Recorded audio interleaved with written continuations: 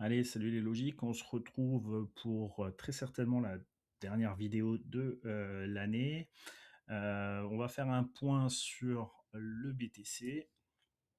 Donc, on va essayer d'être assez, rapide et concis sur ce qu'on va essayer d'observer, pour, eh bien ces derniers jours, voire la première semaine, du mois de janvier qui, risque d'être une semaine intéressante. Alors, je refais un petit peu la situation rapidement, en mensuel, hein, puisque c'est ça qu'on suit. On suit le mouvement de rebond depuis, novembre 2022. On a eu notre structure ici qui est plutôt, une bonne structure de développement haussier et on a, déterminé que le mois de novembre et notamment les 126 000 seraient des zones, difficiles à passer et demanderaient forcément une phase, corrective.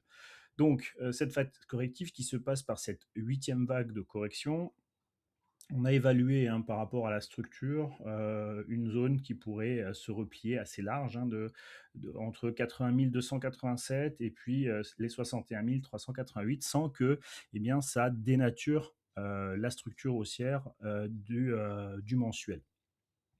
Donc maintenant, l'idée, c'est quoi?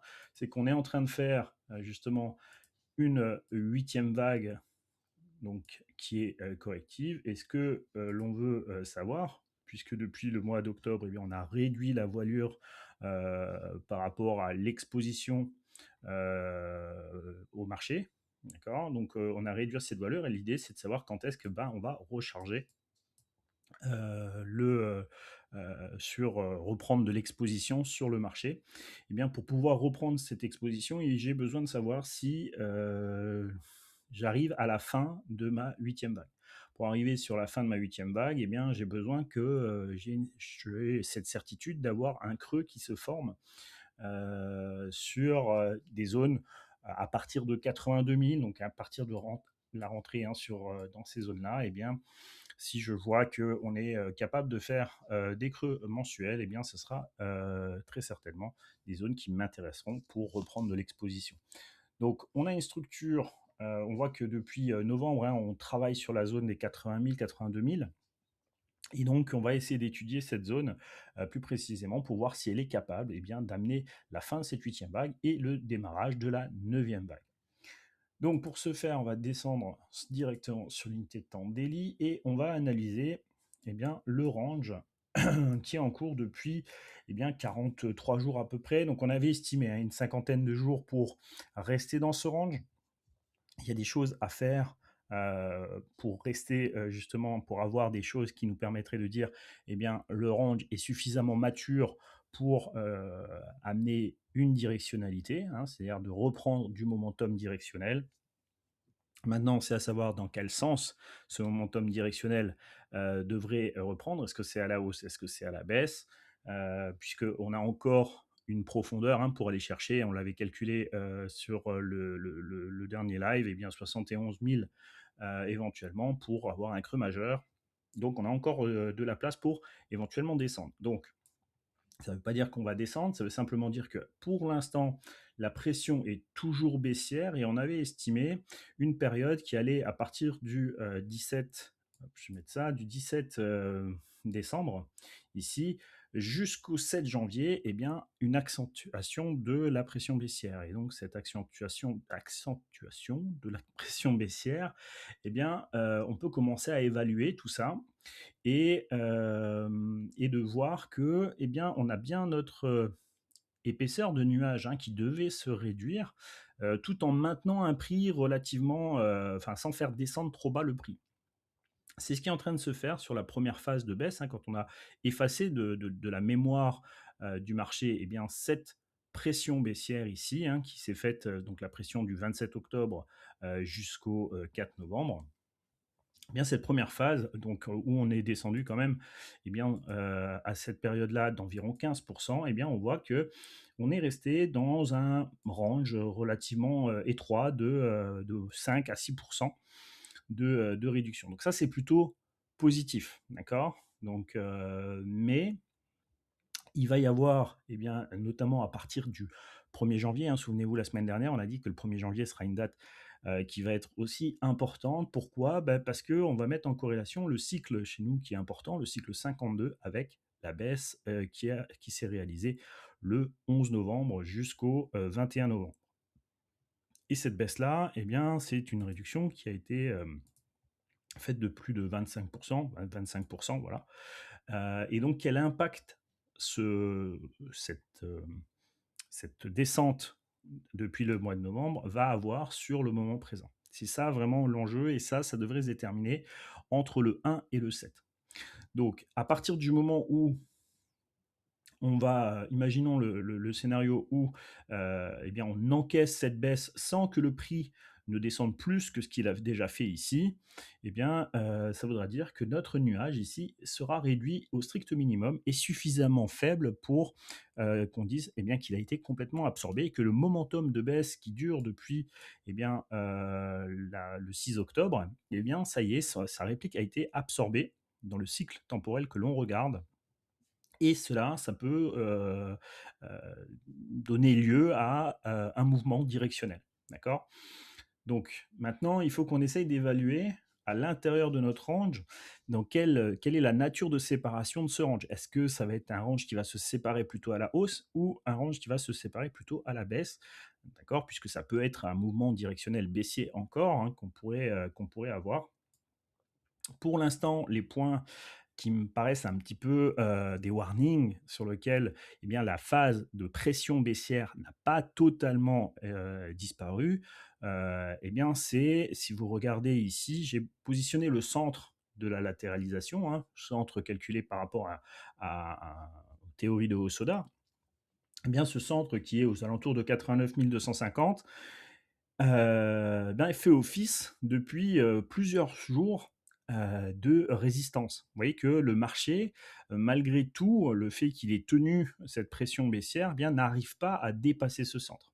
D'accord? Et ce centre, il dure depuis 1, 2, 3, 4, 5, 6, 7, 8, 9, 10, 11, 12, 13, 14, 15, 16. Donc 16 jours consécutifs où le prix n'arrive pas à clôturer, ne serait-ce qu'une seule fois, au-dessus du centre. Donc, alors, c'est quoi la problématique de ce cas de figure? Si on veut rester dans une latéralisation, eh bien, imaginons, hein, je trace une latéralisation autour de mon centre, eh bien, il va falloir, voilà, je reste quelque chose de centré. Mais si je n'arrive plus à passer au-dessus, d'accord, et que le marché hésite ici, eh bien, on comprend bien qu'il y a quelque chose qui est en train de se passer et qu'on reste plus en équilibre. Et si on risque, si on n'est plus en équilibre, eh bien, on risque de déséquilibrer les choses. Et quand le marché reste en dessous de son équilibre, bah, c'est pas très bon pour la hausse, évidemment.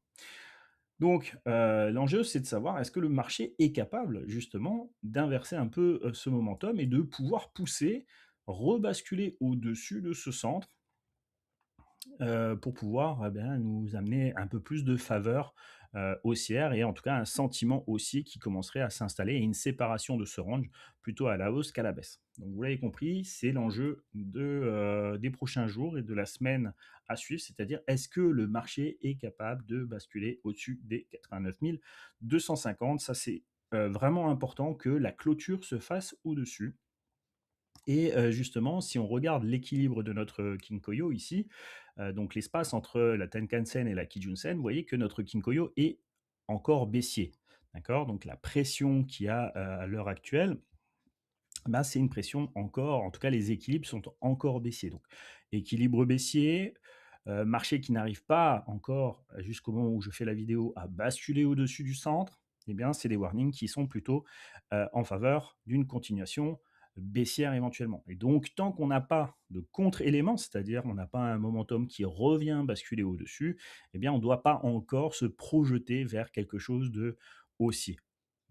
Bon. Maintenant, bah, l'avantage, c'est qu'on sait, heu, qu'est-ce qu'on doit observer pour les prochains jours. On voit que la structure, encore une fois, dans notre cycle de 26, donc cette Kijun-sen ici, elle représente l'équilibre de cette vague. D'accord? Cette vague ici, qui est, elle, encore la, plus grosse vague baissière, d'accord? Qui, elle, est centrée, et on voit que pour l'instant, eh bien, le centre, l'équilibre de cette vague-là n'arrive pas à être dépassé. Donc c'est pas très bon pour la hausse. Il faut absolument casser et renverser ce momentum-là. Maintenant, au niveau des délais, on sait que voilà, on a jusqu'au 7 janvier pour encaisser la pression baissière qui va suivre donc cette réplique, hein, je rappelle, du 11 novembre, qui va se répliquer dans l'instant présent. C'est là où, si on cumule l'incapacité d'aller au-dessus du centre et cette pression baissière qui devrait accélérer à partir du 1er janvier jusqu'au 7,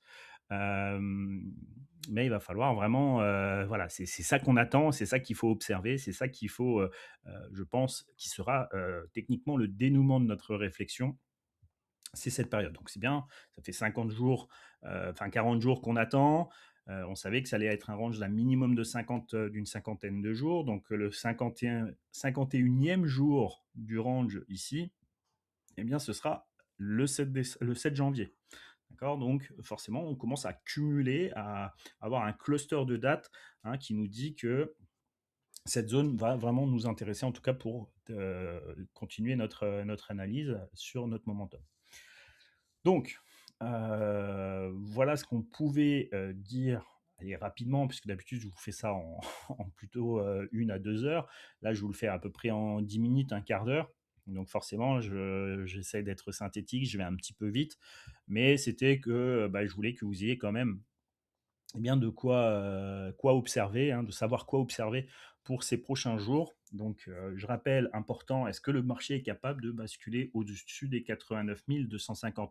Pas par une mèche, hein, vous voyez qu'ici, dès qu'on a basculé au-dessus, boum, c'est ravalé à chaque fois par la mèche. Vraiment une clôture assez nette de ce momentum. Qu'est-ce qu'on cherche à viser pour changer notre réflexion? C'est que effectivement, ici, on est arrivé au 42e jour de range, hein. Donc là, c'est les nombres de l'Ishimoku qui sont importants pour évaluer pour nous les séparations potentielles de range. D'accord, chaque DAG. Donc, vous voyez ici le 17e jour de range, le 9e jour, le 17, le 26, le 33, le 42, le 51 qui arrive pile sur la zone du 7 janvier, puis ensuite le 65 qui sera le prochain niveau. Donc, ce qu'on chercherait à avoir dans l'idéal serait quelque chose qui remonte, d'accord, revenir éventuellement remettre les équilibres dans le bon sens. Tenkan et Kijun qui reviendraient se mettre dans le bon sens. Pour que ce soit le cas, il va falloir casser la hauteur de ce point de la journée. Alors, je vais retracer comme ça, de la journée du 22 décembre. Si on arrive déjà à casser ce point haut, eh bien, on amène la Tenkan-sen à remonter, d'accord, et à croiser de nouveau à la hausse. Ça, c'est un point qui doit être important également. Au niveau de nos équilibres, il va falloir que notre Kijun-sen aussi s'embarque sur une directionnalité haussière. Pour le faire, et ça pour les 1, 2, 3, 4, 5 prochains jours, eh bien, il faudrait commencer à casser les 94 700, d'accord, ce point haut pour les 4-5 prochains jours, pour pouvoir amener cette dynamique haussière. Donc, ce qu'on essaye d'avoir, ce serait d'avoir ce momentum qui remonte, d'accord, et ensuite vienne corriger au niveau du 7, hein, ce serait l'idéal, de revenir corriger et surtout rester au-dessus de notre centre. Et à partir du moment où on restera au-dessus de notre centre, alors notre Kumo ici sera continuellement, enfin, absorbé, et l'équilibre de ce cycle de 52 sera au niveau de l'équilibre de notre range, avec une structure qui resterait en rebond sur le centre et n'arrive plus à descendre en dessous du centre. Alors, eh bien, vous aurez compris que le momentum aura une faveur d'une séparation à la hausse. D'accord. Voilà. Donc après, il faudra évaluer jusqu'où, quelle ampleur cette hausse. Donc ça, ce sera une autre étape. Là, on est déjà qu'à l'étape de savoir est-ce qu'on est capable bien de faire le creux mensuel qui nous intéresse pour se dire on peut repartir un petit peu en remettant de l'exposition sur le marché. À l'heure actuelle, bah, vous l'avez compris, tant que je n'ai pas ce style de configuration, eh bien, je dirais que moi, personnellement, je ne m'expose pas plus puisque pour l'instant, eh bien, je n'ai rien qui me confirme eh bien, ce scénario. Voilà, je vous l'explique pour vous dire ce que j'attends du marché, ce que je veux voir sur le marché avant de prendre ma décision. D'accord. Et tant que je ne vois pas ça, bah, je ne me speed pas, je me dis il y a encore du temps, il y a encore des choses à observer avant de me dire voilà, parce que, encore une fois, la possibilité, on l'avait calculé, hein, on a un fonds potentiel encore qui peut aller jusqu'à 71 000, donc c'est vraiment pas un souci le marché pourrait encore descendre. Donc voilà un petit peu l'observation qu'il faut garder pour ces prochains jours. J'espère avoir été suffisamment clair. Et c'est pas facile pour moi de synthétiser ça qu'en 15 minutes, mais voilà, j'espère que c'est assez, assez audible pour vous. Et en tout cas, je vous souhaite de passer d'excellentes fêtes de fin d'année. On se revoit très vite pour la nouvelle année avec plein d'idées. Année 2026, et vous savez que 2026, c'est une année importante en Ishimoku. Eh bien, je vous laisse avec cette réflexion-là. Observez bien ce que je viens de vous dire au niveau des équilibres, notamment le 89 250. Est-ce qu'on reste au-dessus sur cette prochaine semaine ou pas? Enfin, est-ce qu'on arrive à basculer? Et je vous dis à très vite. Ciao, ciao.